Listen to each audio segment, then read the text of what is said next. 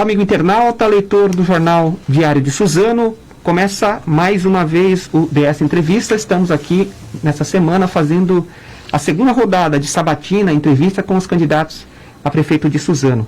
Você pode participar dessa entrevista encaminhando sua mensagem no WhatsApp do Jornal Diário de Suzano, que é o 975691373, 975691373, ou se você preferir, deixa a sua mensagem na própria live da página do Jornal Diário de Suzano. Lembrando que essa entrevista está sendo ao vivo aqui pelo Facebook, mas você pode acompanhá-la também no canal do YouTube do Jornal Diário de Suzano e no portal www.diariodesuzano.com.br. Semanas passadas fizemos as primeiras entrevistas com os candidatos a prefeito de Suzano e decidimos agora fazer a segunda rodada de entrevistas para saber um pouco mais, aprofundar um pouco mais as propostas dos candidatos. E hoje estamos recebendo aqui o candidato do PT a prefeito de Suzano, o Derli Dourado, que já foi secretário municipal, já foi vereador e agora concorre ao cargo de prefeito pela segunda vez aqui, dando entrevista no período eleitoral. Derli, obrigado pela sua presença, por ter aceitado o convite novamente de estar aqui no DS Entrevista. E eu queria que inicialmente você desse uma saudação para o nosso internauta que está nos acompanhando. Bom, boa tarde, Edgar, boa tarde a todos os internautas, boa tarde a toda a sua equipe do DS, boa tarde, população de Suzano. Eu estou aqui à disposição, como sempre, Edgar. É só perguntar. Tá certo. Eu que agradeço. Se a gente não souber, a gente pergunta para os universitários. A sua disposição, eu sei que está na correria da campanha. Bom, então, antes de aprofundar, a gente já falou um pouco da outra vez sobre as suas propostas, e a gente vai aprofundar agora nessa segunda entrevista. Eu queria mais que, inicialmente, você falasse um pouco qual que é a sua sensação aí, faltando 2 semanas para o final aí do processo eleitoral. Como é que está sendo aí a campanha do PT? O que você está sentindo aí nas ruas? Você mesmo acabou de falar, antes de começar, que estava em Palmeiras, né? Como que você está? Qual que é a sua avaliação aí nesses primeiros dias aí de campanha, agora no fim, indo para a reta final? Bom, a campanha é uma campanha muito diferente das outras, viu? Uma campanha, além de ser curta, uma campanha que pela primeira vez praticamente feita com fundo eleitoral, pelo menos no nosso caso, não sei se acontece a mesma coisa com as demais candidaturas. Um período de pandemia, as pessoas estão elas meio que rejeitam um pouco o material, e tradicionalmente é comum a gente ter um material escrito, né, um material de papel, e há uma certa rejeição por conta disso. Mas eu acho que é importante porque tem aparecido novas ideias. Eu vejo, por exemplo, que os prefeitos, pela mídia, né, os prefeitos candidatos a prefeitos em São Paulo, por exemplo, defende boa coisa que a gente vem defendendo aqui antes da campanha, que é a lógica da geração de renda, a lógica de um fundo emergencial para poder aportar recursos para as pessoas. Então eu acho que a gente não está tão desafinado assim, Edgar. Eu acho que a gente, há pelo menos 5 meses, aqui nesse órgão, eu defendi coisas assim, por exemplo, o fundo emergencial. Antes de qualquer pessoa, pelo menos eu não vi de ninguém em lugar nenhum. A gente veio e defendeu aqui publicamente, e agora tem muito candidato defendendo. Mas nós fizemos 20 plenárias do PT para fazer o plano de governo. Eu diria que dificilmente, sem fazer falsa modéstia aqui, dificilmente algum outro candidato tenha um plano de governo tão completo quanto o nosso. 20 plenárias com 20 técnicos, mais 9 do PSOL. Você está fazendo campanha por regiões ou você está indo nos bairros mesmo? Como que você está fazendo? Não, nós estamos fazendo por região. Regiões. Região. Você tira uma programação da semana e segue essa programação. No nosso caso hoje, nós estamos fazendo campanha, eu e o vice, na região de Palmeiras, mas nós temos também equipes trabalhando no Rio Abaixo com os candidatos a vereadores. Do que você fez, da sua proposta que você fez, até peguei aqui o seu plano de governo, né? Você tem ouvido aí, claro, você tem ouvido da população bastante reivindicações. Você pretende depois acrescentar algo que talvez faltou ou não? Sim. Sem dúvida nenhuma. Sempre, todo plano de governo é aberto, né? É aberto para você colocar propostas que surgem depois, evidentemente. Mas eu acho difícil surgir muita coisa além do plano, porque ele está muito completo.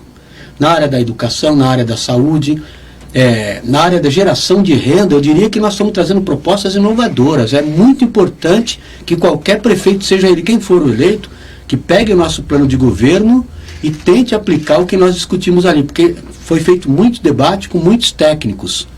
E, olha, nós temos proposta de geração de renda, por exemplo, por cooperativa de costureiras.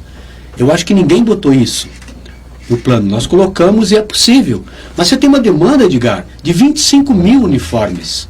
Olha, toda empresa, e cooperativa é uma empresa, toda empresa quando forma, a dificuldade é trabalho no início, é execução do que ela se propõe a fazer no mercado. No nosso caso aqui, nós estamos propondo várias cooperativas de costureiras com uma demanda de 25 mil uniformes. Isso não é pouca coisa.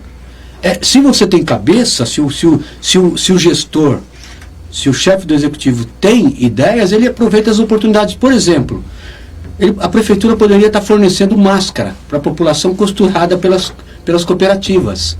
E isso não foi feito. Então, essa coisa, o gestor ele precisa mudar o foco das coisas na administração pública. Ele precisa olhar a administração na lógica de geração de renda. Não dá para ele não, a partir do próximo ano, porque ele vai ser pressionado. Nós estamos colocando as ideias para qualquer prefeito, seja ele quem for o eleito, para que seja pressionado, por exemplo, a chamar os agricultores e falar, olha, vamos discutir aqui que vocês precisam fornecer verdura e legume para merenda escolar. Está posta a ideia. Vai ter que discutir. Nós vamos criar os mecanismos para os agricultores pressionarem. E a população também. O Derli, você entrou na geração de renda, né? Eu vi que alguns candidatos a PT de algumas cidades têm defendido uma moeda local, né? Como é que é isso aí? Como que seria nós isso? Nós também. Nós também defendemos aqui, e o mentor disso, embora não seja o único, é o município de Maricá. No caso da moeda deles, o nome lá é Mumbuca. Eu não sei porquê, mas é Mumbuca. O Quaquá já explicou porquê, mas eu não me lembro. É por um motivo lá, uma figura da cidade, e eles deram esse nome. E como que seria isso? É uma espécie de Bolsa Família do município. Então eles aportam recurso para as pessoas do município. E essas pessoas recebem na moeda local. Consequentemente, ela precisa gastar no comércio local. Porque ela não tem como gastar fora da cidade, que só é aceito na cidade. Por isso que é uma moeda local. Uma espécie de cartão, né? Seria quase um cartão. No caso, é um cartão como Bolsa Família. O cara recebe um cartão, no caso lá, acho que R$400 por mês, cada família carente. E esses R$400 ele gasta no comércio local. É obrigado a gastar no comércio local. É obrigado a gastar na cidade. E tem muito comércio lá na cidade de Maricá que está na porta. Aceitamos Mumbuca. Porque dinamiza o comércio. Aqui em Suzano, por exemplo, eu vou dar um nome.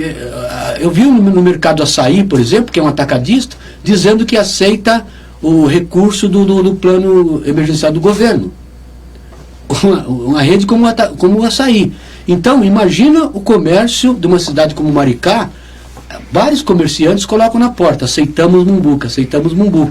E tem que criar o banco municipal também, para isso, para poder emprestar dinheiro para o pequeno comerciante. Parou. Se você não for para a administração pública com a lógica da geração de emprego e renda, não tem por que você ser prefeito nos dias de hoje. Você está propondo a criação de uma coordenadoria de economia solidária, né? Sim. Como que funcionaria essa coordenadoria e o que as funções dela? Ela coordenaria tudo isso. Todos os programas de geração de renda cooperativa, de reciclagem, que a gente fala tanto, pagando o catador quando ele cata. É difícil fazer, não é fácil, mas é possível. E a lógica é a seguinte: você paga o catador a empresa que cata o lixo na sua porta. Por que você não paga o catador? Se ele vai levar recurso para a família dele. Tem vários motivos pelos quais, de repente, não se paga o catador. Primeiro, porque isso está centralizado pelo contrato à concessionária que ganhou a licitação. Nós temos que discutir isso, dentro da legalidade, evidentemente. A partir do momento que nós formos fazer licitação, nós vamos implementar essa lógica de pagar o catador quando ele cata, com reciclagem, com coleta seletiva. Veja que nós estamos falando do catador, mas é preciso trazer para aliás, e mais distante. Falar da coleta seletiva, falar da reciclagem. Reciclagem você envolve a população, coleta seletiva significa você fazer uma ampla discussão no município, para lá na frente facilitar que se cate esse lixo, que vira lixo, esse reciclado, e para isso você tem que formar as cooperativas. Eu assinei um compromisso com a única cooperativa que tem em Suzano. E eles me relataram lá uma série de dificuldades. A gente tem que diminuir essas dificuldades. Não dá para a gente ficar facilitando as coisas para grandes empresas. Acontece isso na área da educação, com a empresa que vem e ganha licitação para fornecer os uniformes. Acontece isso na saúde, com uma empresa que ganhou a licitação, sei lá de que maneira, e pega parte dos recursos da saúde, tá certo? Acontece isso nos vários segmentos da administração, muita terceirização na área de obras. Veja que nós estamos fazendo obra pela cidade inteira. Precisa de obra? Precisaria ter feito nos 3 primeiros anos também, né? Não dá para fazer tudo no último ano. É evidente que é eleitoreiro. Então, se o administrador não tiver lógica de gerar renda a partir da administração, nos dias de hoje, não tem por que querer ser prefeito. Se não tiver essa lógica, e quem não tiver essa lógica, vai ser penalizado pela sociedade. Eu não tenho dúvida nenhuma disso. Porque a partir do momento que zerar esse recurso do governo federal, que diminuir a pandemia, que as pessoas começarem a procurar emprego, nós vamos ter a dimensão exata e o tamanho do desemprego no país, que hoje está em 14% oficial, mas certamente é muito maior. Então o prefeito não vai dar para ele ficar de braços cruzados e não implementar políticas de geração de renda nas suas cidades, pela educação, pela saúde, pelo setor de obras, pelo setor de agricultura, pelo setor de cultura, pelo setor de esporte, lazer e recreação. Se não tiver a lógica da geração de renda, não tem por que querer ser prefeito. Beli, antes de aprofundar ainda mais aqui no seu plano de governo, o próximo assunto vai ser educação. Esse ano o PT fez aí, o PT de Suzano conquistou uma boa parceria com o PSOL, né? O PSOL ia lançar candidato, mas o professor Luciano Castilho é o seu vice na chapa, né? E você, por ser uma pessoa do sindicato, né? Começou lá no sindicalismo, não só em Suzano, mas eu estou falando isso a nível estadual, uma liderança importante do PT a nível estadual. Por que em São Paulo, a sua opinião, queria saber, no caso, por que em São Paulo não se concretiza essa parceria, né? Sendo que o Boulos está, segundo as pesquisas paulistas, estaria bem na frente do candidato do Tato. Eu acho que por 2 motivos. Primeiro, porque quando você vai por uma eleição em primeiro turno, isso serve para a presidência também. Você não está elegendo só o prefeito, e no caso do presidente, só o presidente. No caso do prefeito, você tem que eleger prefeito e vereadores. Então, esse é um dos motivos. O outro, no caso de São Paulo, é a televisão. Partido, eu acho que o PT tem grandes chances de ir para o segundo turno em São Paulo. Tradicionalmente, o PT sempre cresce no final. E o Tato vem crescendo. Devagar, mas vem. E eu vi pesquisa hoje que tem uma diferença de 3 pontos do Tato para o Boulos. E do Boulos para o segundo colocado, que é o Russomano, que está despencando, né? Está despencando. A diferença é parece que o Russomano caiu para 17 pontos. Estaria na margem de erro, senhor? Não, acho que ainda não. Numericamente não. Mas considerando que ainda falta 12 dias para a campanha, eu não tenho dúvida que o PT vai crescer. Porque quem tem proposta de geração de renda, de novo, é o Tato. É o Tato que está trazendo todas as propostas que a gente tem aqui, e não que a gente tenha buscado lá nesse caso. Porque eu venho do movimento sindical, Sindicato dos Metalúrgicos do ABC. Tudo que eu sei com relação à geração de renda, eu aprendi no sindicato. Eu fiz parte do Conselho de Desenvolvimento Econômico como presidente em Mauá e em Ribeirão Pires, pelo Sindicato dos Metalúrgicos do ABC. Então, essa cabeça de geração de renda, de discutir coisas importantes que a gente fez, de colocar 22 sindicatos dentro da Secretaria de Desenvolvimento para fazer um plano de mapeamento das vagas de emprego na cidade, que nós fizemos aqui já, isso vem do sindicato. Então, lá no sindicato, a cabeça do sindicalista moderno e organizado é sempre de geração de emprego e renda. Isso aprendi lá. Então, a gente propôs as coisas aqui, que tem sindicalista lá também, lá com o Tato. E eles estão propondo coisas muito parecidas com a gente aqui, sem a gente ter discutido, porque a nossa lógica é muito parecida. Então, eu acho que é isso. Agora, o PSOL está conosco. em Guarulhos, está conosco em Itacoaxetuba, está conosco em Mogi das Cruzes e está conosco aqui em Suzano. Não está em São Paulo por essas Sempre de vice, né? Mas eu já vi sempre vice, não, sempre com na... Eles vice. Né? Não, mas poderia ser prefeito também. Não tem. Lá no Rio de Janeiro, se o Freixo fosse o candidato a prefeito, ele teria o apoio da Benedita e do PT de lá. É que, por questões internas do PSOL, ele não foi o candidato. Aí o PT está lançando um candidato lá, mas a Benedita poderia ser vice dele ou alguém do PT. Qual que é a sua... Agora, só para concluir, Diga, por favor, eu vi o Boulos respondendo uma pergunta de jornalista referente ao PT. Ele falou, eu não vou entrar nessa. Quem está em São Paulo é o Covas, quem está em Brasília é o Bolsonaro, e quem está no governo estadual é o Dória. O PT não está em nenhum desses governos. O PT é o nosso parceiro. Ele entende. Como eu também entendo, se o PSOL, eu já disse isso aqui inclusive, se o PSOL lançasse candidato aqui em Suzano a prefeito, não teria problema nenhum, porque tem a lógica do partido e eu respeito. Agora, o Luciano tem se comportado, já veio comigo aqui numa outra entrevista, ele não veio aqui comigo hoje porque ele está segurando a campanha em Palmeiras. Eu saí, ele ficou lá fazendo a campanha para nós, para a frente de esquerda, em Suzano. Então, o Luciano, além de ser um tremendo de um companheiro, virou um amigo, assim, próximo. É um amigo que eu vou ter, assim, independente das questões políticas. É um amigo que eu passo a ter, assim, de muita proximidade. Excelente companheiro, sério, íntegro, parceiro. E eu respeito muito o Luciano, observando a sua maneira de agir, né? Você falou que não é só a candidatura a prefeito, tem que fazer uma boa chapa de vereador também, tem que ter os votos, né? E qual que é a sua expectativa em relação ao PT nas eleições desse ano aqui em Suzano, né? Você acha que faz vereador?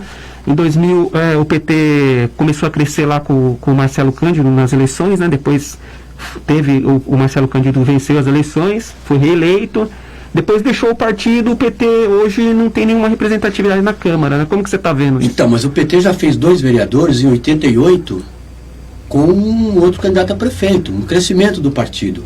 Eu sinto nas ruas que aquela coisa que tinha em 2016 com relação ao PT, se não passou todo, diminuiu bastante, acho que até em função da crise, né? Como diz o slogan do PT, quem defende você é o PT. Então, na verdade, nessa crise danada, com um presidente como o Bolsonaro, machista, racista, homofóbico, agora queria privatizar as UBSs. Então, eu não sei o que, sabe, a população vem percebendo. É o que a gente espera e é o que a gente sente nas ruas. Agora, resultado de urna, ninguém sabe, tem que esperar abrir. Esse negócio de pesquisa é depois que abre a urna. Essa que é a grande verdade. Então, eu não sei se eu acho que a gente vai fazer vereador, não sei quantos, mas nós vamos fazer vereador. E fazendo vereador, a gente está no legislativo, e todo mundo sabe que o PT no legislativo é outra conversa, né? Quando você tem o vereador do PT, tem debate, né? Porque todo mundo que chega à Câmara Municipal pelo partido, chega com formação para poder fazer o debate. E é o que a gente espera. Porque as ideias elas são nossas até o momento que a gente coloca para a sociedade. Então tem um monte de ideia que a gente está trazendo. Ela deixa de ser minha a partir do momento que a gente põe na rua. É assim que eu interpretei a vida de um modo geral, em tudo. Então, além de ser candidato, eu também sou militante, tenho que cobrar, seja ele quem for o prefeito. Se for eu tenho que implementar. Se não for eu tenho que cobrar de quem for eleito. Mas está ficando ideias aí importantes para a cidade. Os prefeitos das cidades da região, por meio do Consórcio Regional de Desenvolvimento dos Municípios do Alto Tietê, o CONDEMAT, estimam que vai ter uma perda aí de 30% nas finanças para o ano que vem, né? Com função da pandemia, falta de arrecadação, queda de IPTU, etc., né? Se você for eleito, quais são as suas primeiras medidas no caso das finanças? Como que você falou da geração de renda, importante, mas em relação à queda dos impostos, né? Como que você faria, no caso, reduziria a secretaria, promoveria algum corte? Como que seria, caso você seja eleito? Reduzir secretaria não necessariamente diminui custos. Não é isso que diminui custo. Embora eu não sei se precisa manter esse monte de secretarias, muitas delas inoperantes. Secretário que se tornou secretário por conta de acordos políticos. Então eu não sei esse secretário tem que ser pessoas operantes, né? Tem que ser pessoas que estejam no dia a dia, junto com o prefeito, trabalhando. Eu acho o seguinte, Edgar, eu acho que o ano que vem, independente do recurso que entra na cidade, o prefeito precisa voltar à administração para a lógica do ser humano. Tem que pensar no ser humano em cada ação que fizer. Na saúde, além de diminuir o recurso, deve aumentar o número de pessoas que vão procurar a rede pública de saúde, por conta da queda de renda e por conta de ficar represado, por exemplo, exames que as pessoas não foram fazer. As pessoas que têm aí problema com diabetes, que têm problema de hipertensão, estão em casa, por conta da pandemia, e não procuraram, melhor dizendo, a rede pública para poder agendar os seus exames. Então tem que ter muita criatividade e olhar para o ser humano. Mas já era para estar assim nesse ano. Sabe, precisa pavimentar a Rua Baruel, que foi pavimentada há 4 anos atrás. Aí fala, poxa, mas você é contra pavimentar? Lógico que não. Eu fui para uma região agora que é uma vergonha aquilo lá. Lá no Jardim Brasil, por exemplo, eu consegui recurso lá, junto com o André me apertando o tempo todo, para poder fazer o projeto da pavimentação ali. Quem conseguiu esse dinheiro foi o deputado José Mentor, que inclusive faleceu há 2 meses e pouco atrás. Só que está parado a obra lá, tá certo? Aquilo tinha que ser feito antes, o recurso está arrumado há muito tempo. O ano que vem, como que vai ser isso? É justo você deixar uma única pessoa passar fome na sua cidade, você sendo prefeito? Eu não vou permitir uma coisa dessa. Eu tiro de qualquer lugar para alimentar as pessoas. Eu não vou permitir, não vai ter uma única pessoa. Pode cair 50% do recurso. Pode cair 50%. Cidade, se eu for prefeito da cidade, uma única pessoa não passa necessidade com falta de alimentação.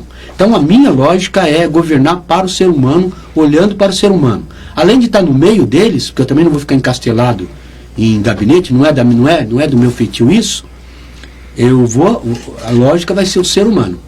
Então, primeiro ser humano, segundo ser humano, terceiro ser humano. Nelly, vamos então para as suas propostas. Eu queria falar um pouco de educação, você já deu uma introdução, mas está o primeiro item do seu plano de governo de educação uma das grandes preocupações, talvez a maior, das cidades da região, aqui do Alto Tietê, que é a questão do déficit de creches, né, da educação infantil. Tem um déficit grande nas cidades da região. Eu queria saber como que você vai zerar esse déficit. Está escrito aqui, né, que você pretende zerar o déficit de creches. Sim. Como que seria? Bom, é evidente que seria mentiroso se chegasse aqui, vamos zerar imediatamente. Não vamos zerar, nós vamos buscar trabalhar incansavelmente para zerar. Evidentemente, diminuindo o número de pessoas esperando por uma vaga. Não só diminuindo, mas também dando publicidade para a fila. É muito difícil, isso acontece na educação e na saúde. É muito difícil a pessoa estar esperando por uma vaga e perceber que alguém pode ter passado à frente dela. Assim acontece na saúde e por exames também. Na saúde, com certeza. Com certeza. Sabe, você precisa dar publicidade para isso também. De preferência por projeto-lei. Criar um projeto para dar publicidade para isso. Como que eu vou fazer para zerar? Evidentemente, a gente está fazendo uma proposta para 4 anos, né, Edgar? Uhum. Nós vamos buscar aportar recurso da administração, priorizando a educação. Priorizando a educação, aportando o máximo de recursos que você puder, para poder buscar diminuir as vagas de creche, buscar recursos no governo federal, no governo estadual, porque vai ter que construir mais creches. É muito difícil você construir com recursos do governo municipal, mas você tem projeto no governo, você tem que fazer projeto, né? Como veio 8 creches de uma vez só do governo Dilma, então você precisa construir e precisa aportar o recurso olhando com detalhes o recurso. E não é só isso, não é só zerar não, é buscar também melhor qualidade na merenda, por exemplo, e a gente quer incluir os agricultores, tá certo? E sem gastar recurso a mais, porque não é necessário. A gente pode comprar de repente mais barato, se o agricultor tiver um planejamento de longo prazo, você compra mais barato aqui na nossa cidade e você diminui custo. A ideia é diminuir custo na educação, é olhar direito o orçamento da cidade, aportar da forma mais criativa possível, não permitir de jeito nenhum que aconteça uma única corrupção de um único centavo na administração, na educação, no nosso caso aqui da discussão, e a partir daí aportar mais recursos. Está girando em torno da sua proposta de geração de renda municipal, né, da economia municipal. A questão do uniforme também, você acha que é possível fazer? Eu acho. Fazer isso também? Nossa proposta, nós vamos criar o mais rápido possível cooperativa de costureiras, para que as costureiras possam costurar os uniformes da rede pública municipal. É uma demanda, é uma maravilha isso. Você monta uma empresa, uma cooperativa, e tem uma demanda de 25 mil. Você quer coisa melhor que isso? As costureiras vão começar já com uma demanda de 25 mil. Não é? Claro que não vai costurar só os uniformes, mas os uniformes já garantem uma demanda de 25 mil. Vai fazer um monte de cooperativa, gerar renda pra caramba. Para as mães e pais de família, aqueles que gostam de costurar também. Então, essa é a nossa lógica, gerar renda em tudo que a gente fizer, tudo que for possível, né? Olha, como que você viu as notas do IDEB, né, de 2019, né, que foi divulgado esse ano da cidade de Suzano? As prefeituras praticamente todas cumpriram a meta, né? Eu queria saber como é que você viu. Você do plano nacional. Índice de desenvolvimento. Então, eu já disse que a nossa ideia é elevar o IDEB na nossa cidade, e aí é uma coisa muito regional, mas eu acho que caminha naturalmente. Elevar o IDEB para 0,7. Chegar ao final do nosso mandato com 0,7. Eu acho que eu também tenho que fazer o papel de militante lá no Condemate para que a gente melhore o IDEB do Estado. Isso passa por melhorar as condições de trabalho dos professores do Estado, e aí só dá para fazer pelo Condemate.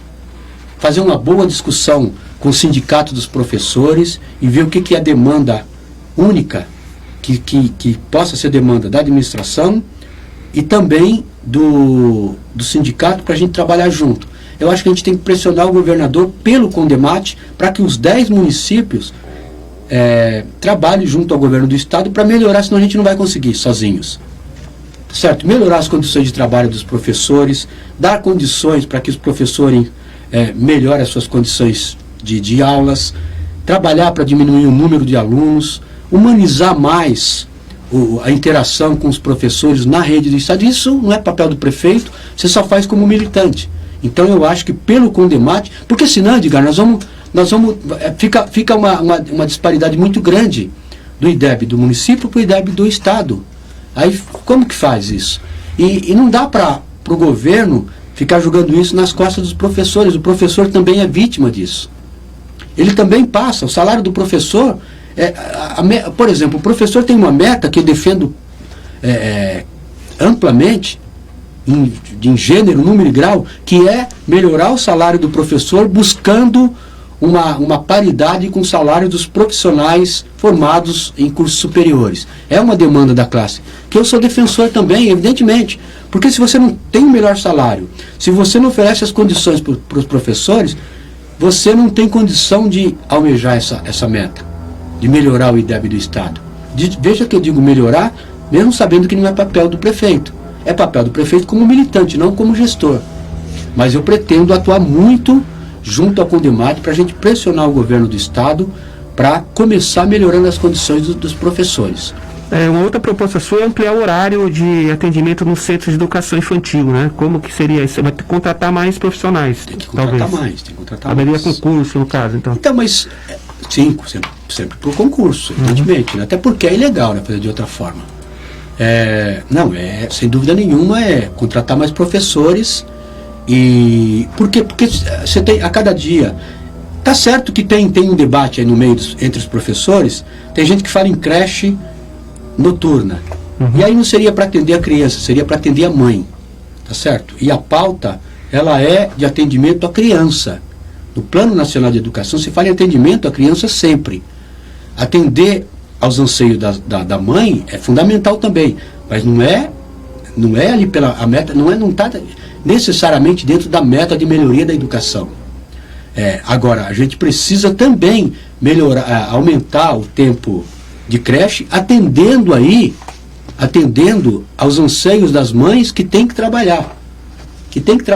E muitas mães trabalham, deixam o filho com alguém, tá certo? Cuidando, e se a pessoa que cuida ficar até mais tarde, ela vai ter que pagar mais, tá certo? Então, a ideia aí é que a gente atenda, nesse caso, aos anseios da mãe, aumentando o tempo para que a criança fique na creche e para que a mãe tenha condição de trabalhar e melhorar, ajudar no sustento da família, que também é importante, né? Ele queria passar para, o tempo está correndo aqui, queria passar para a saúde, né? Você já citou aí, você falou que uma das metas é reduzir aí o número de exames, né? Que segundo tem uma fila de exames, você falou isso, né? E como que seria essa redução? Eu queria que você explicasse mais detalhadamente. Então, assim, para reduzir, você pode fazer isso num tapa, se você quiser. A gente já fez isso no nosso governo aqui. Eu me lembro uma vez que eu mesmo, pessoalmente, fui fazer um exame na Penha. E uma série de pessoas foram também de ônibus. Eu fui no meu carro, mas fui, pela rede pública. Então você compra, no nosso caso, nós compramos exames de laboratórios particulares. Você resolve rápido. Isso tem que ser feito, inclusive. Dá para fazer com os laboratórios da nossa cidade. Como a lógica é geração de renda, você pode viabilizar formas, licitando, conversando com os laboratórios para que eles diminuam o preço, fazendo inclusive à noite. Como foi feito já no governo de São Paulo. O Dória fala do corujão dele, mas o nosso governo fez antes, só que não falava. Fez uma parceria, né? Com os laboratórios, e você faz isso muito rápido. Mas a nossa ideia é diminuir o tempo de exames, primeiro mexer na saúde do jeito que está, né? Ainda bem que não é só eu, é o PT todo. Não tem mais OS na rede pública municipal. Tá certo? Assim que terminar o contrato, a gente precisa viabilizar formas de ter das pessoas serem atendidas pela própria secretaria. Ou, na pior das hipóteses, ou melhor das hipóteses, né, ter uma fundação, ter uma OS do jeito que é hoje. Não dá não, não dá, porque virou cabide de vereador. A população inteira da cidade sabe disso. Eu ouço reclamação pela cidade inteira, que tem fantasma em tudo quanto é lugar, tem gente que faz parte e não vai trabalhar, aos montes. E não dá pra gente conviver com isso. Então o SOS, ela não fica no nosso governo assim que for possível. Tá certo? Aí tem gente que me pergunta, e os trabalhadores? Olha, os trabalhadores, eles vão continuar trabalhando porque a demanda continua. Ela continua na cidade. A gente quer diminuir, a gente quer inclusive aumentar a demanda. Então os trabalhadores continuam trabalhando, mas não nessa lógica de OS. Tá certo? E assim, com mais trabalhadores, Edgar, para responder a sua pergunta, nós vamos interferir essa coisa de a pessoa acordar 4 horas, 5 horas da madrugada, para pegar uma ficha, para passar pelo clínico e esperar um ano e meio para passar por um especialista. Não dá para a gente conviver com isso. Tá certo? Isso provavelmente não tem muita visibilidade, então os governantes não atuam, nós vamos atuar. Nossa lógica é o ser humano. Qual que é a sua visão em relação às parcerias com os hospitais?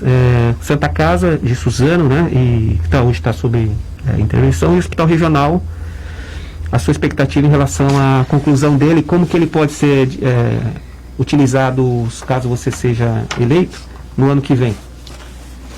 Olha, eu tenho um sonho muito grande. Isso sem citar o HC também, né? Que tem uma expectativa de porta aberta, mas que ainda está... Essa expectativa já tem uns 10 anos. Né? Eu não acredito no HC de portas abertas.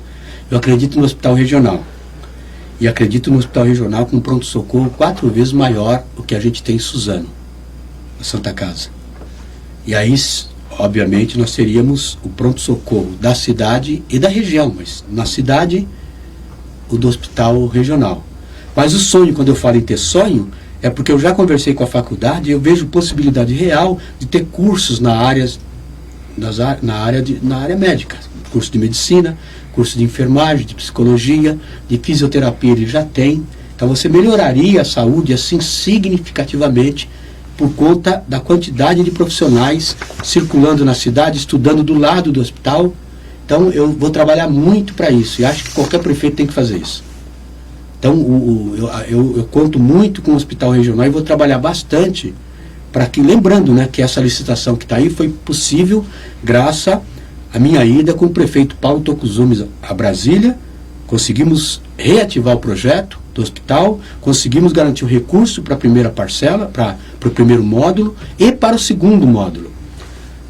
Paulo Tokuzumi é que, lamentavelmente, foi muito mole e não fez a licitação no início do governo. Porque isso foi no início do governo, foi na metade do governo. E ele fez a licitação somente no final, que é essa licitação que está aí. Andando a passos de tartaruga, mas está aí, né, a obra. agora está em construção, eu espero que fique pronto logo e que abra logo o pronto-socorro, porque desafoga a Santa Casa. Aí a prefeitura tem que rediscutir a Santa Casa, né? Aquele pronto-socorro da Santa Casa, daquele jeito, vai ser necessário? Com um pronto-socorro na cidade 4 vezes maior, provavelmente não. A prefeitura vai ter necessidade de colocar 4 milhões e meio, 5 milhões por ano no pronto-socorro? Provavelmente não. Então ela pode colocar recursos nas UPAs, tanto no Rio Abaixo, que a gente vai construir, e melhorar o pronto atendimento lá na região de Palmeira. Você desafoga muitos pronto-socorros quando você cria UPAs. Então é isso que a gente tem que fazer. E botar uma ambulância do SAMU na região do Rio Abaixo, uma outra na região de Palmeiras. Porque tem gente morrendo, Edgar. Sabe, chama o SAMU lá do Rio Abaixo, o SAMU vai daqui para lá, volta de lá até aqui, no pronto-socorro, inclusive gastando mais combustível. E a pessoa, muita gente acaba morrendo no caminho. Sobre a intervenção na Santa Casa, né? O que você pensa? Você rediscutiria esse assunto, caso você seja... Não dá para... Não, acho que tem que ser rediscutido, mas não dá para falar, olha, vamos acabar com a intervenção na Santa Casa. Não é assim, né? Não dá para fazer isso. Eu nem sei se tem condição de voltar para a mão da Irmandade. Eu não sei se a Irmandade teria condição de tocar a Santa Casa hoje. Então eu sempre discuto o seguinte, que a gente precisa sentar todo mundo e sem rolo. O problema de Suzano é que o Rodoanel tem rolo, Santa Casa tem rolo. Sabe, as pessoas não discutem isso aberto, com orçamento na mão, com problema para todo mundo, para ter acesso às informações. Aí depois vem com uma conversa que deve 326 milhões. Ora, mas quando o Marcos Iso saiu, e eu tenho esse relatório, ele mostra uma dívida de 17 milhões. Dívida consolidada. Ou seja, tinha como pagar essa dívida. Aí depois de 4 anos, 5 anos, vem uma dívida de 326 milhões. Como é isso? Como que foi feita essa dívida? Sabe, tá às escuras. Aí a gente recebe uma série de informações, que tem um monte de coisa lá na Santa Casa que custa muito caro. Por exemplo, uma empresa que faz lá a parte de informática, que recebe 9 milhões por ano. A denúncia que chega, você não tem como comprovar isso? Os vereadores têm que olhar, né? Se eu fosse vereador, eu ia olhar. Quando a denúncia chega, você tem que olhar. Fazer requerimento de informação. Seguramente essas informações chegaram para os vereadores também. Eles têm um mecanismo de fazer requerimento de informação. Eu, quando era vereador, fazia. Por isso que eu falo que os vereadores de Suzano precisam ser mais atirados. Outro dia eu chamei num outro órgão, já tem um certo tempo. Falei que a Câmara Municipal é muito frouxa, ficaram bravos comigo. Mas quando eu falo que a Câmara é frouxa, é nesse sentido. Como que chega uma informação desse tipo de coisa e não se averigua? Chegou para mim, não chegou para eles? Lógico que chegou. Então o vereador tem que fiscalizar o executivo, mesmo que seja parceiro. Mesmo para chegar no prefeito e falar, olha, prefeito, está acontecendo isso, isso e isso, vai dar uma olhada. De repente o prefeito pode não saber, tá certo? Mas não dá para o vereador ficar de braço cruzado. Coisa que acontece nos dias de hoje. A Câmara Municipal de Suzano, salvo aí um vereador, ela facilita muitas coisas para o executivo. Ela faz vistas grossas por um monte de coisa. Eu queria partir para outro assunto, que é em relação à segurança. Você foi secretário de Defesa Social. Eu queria que você falasse um pouco sobre as suas propostas para a área da segurança, que é também uma das reivindicações que mais existem, saúde, educação e segurança. Então, tem muita reivindicação para a segurança, mas também as pessoas precisam conhecer um pouco da discussão que se dá em torno da segurança. Primeiro que ela é quase que segurança habitual, né, daí da rua, ela é quase que na sua totalidade papel do Estado. E o Estado vem se afastando, né, não coloca mais efetivo da Polícia Militar. Tanto é que, você falou que é papel do Estado, a Constituição diz que é dever do Estado, mas no Congresso, por exemplo, tem uma discussão lá em torno da nomenclatura da guarda, né, de passar a guarda para a Polícia Municipal. Cada vez mais os municípios estão assumindo um pouco dessa área, dessa função também, né? Pois é, não tem problema nenhum assumir. O que eu tenho discordância é que fazer da guarda municipal, eu não posso concordar com isso de jeito nenhum. A guarda municipal ir atrás de traficante de droga está completamente errado na minha concepção. Não é esse o papel da guarda municipal, mas de jeito nenhum. Isso é papel da Polícia Militar, e em alguns momentos da Polícia Militar mais organizada. Então eu acho que o papel da guarda municipal é trabalhar com muita inteligência, melhorar ainda mais o monitoramento, aparelhar a Patrulha Maria da Penha, é uma boa sugestão, fundamental, acompanhar mais o trânsito, a presença nas escolas municipais.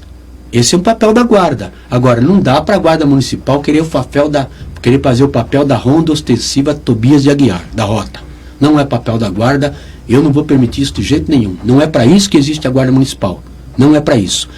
Eu possibilitei lá, discutindo o plano de carreira da guarda, que o salário da guarda fosse de 740 para 1.490. Foi eu 2 vezes. Primeiro é duro ficar falando eu, mas é verdade. Escrevendo o plano de carreira deles, o prefeito do meu partido baixou o salário que eu tinha discutido lá, baixou, foi de 740, no caso do plano, depois que foi para a Câmara Municipal, foi 1.030. Mas não era isso que eu tinha discutido. Por projeto, no Legislativo já, eu elevei de novo para 1.490. E transformei todos os guardas de terceira para primeira classe. Foi a forma que eu encontrei para melhorar o salário. Então a guarda municipal, aqueles mais velhos da minha época, eles têm um dos salários melhores do Alto Tietê. Então essa parte a gente garantiu. Nós também padronizamos esse brasão da guarda municipal da minha época, fomos nós que criamos. Na minha época de secretário. Esse monitoramento tem recurso por emenda da minha época, do deputado Ricardo Berzuini, lá de trás. Então, melhorar bastante o monitoramento, melhorar a Patrulha Maria da Penha, criar as condições da guarda ser mediadora de conflito, é esse o papel da guarda municipal, aparelhar muito a guarda para que a gente não tenha problemas nas escolas. Há um problema de tráfico nas escolas, nós precisamos fazer com que a guarda municipal atue aí, mas o que eu não posso concordar, e comigo não vai acontecer isso, por vários motivos, é transformar a guarda municipal na rota, porque a hora que acontecer de matarem um guarda municipal, o chefe do executivo vai lavar as mãos, vai dizer que ele não sabe, que ele não sabia, que não tem culpa, e não é assim. Eu estou falando isso, e quem fez o palestrante, o expositor na discussão do nosso plano de governo foi o Benedito Mariano, que é o cara que mais entende de guarda municipal no Brasil. É o ouvidor, né?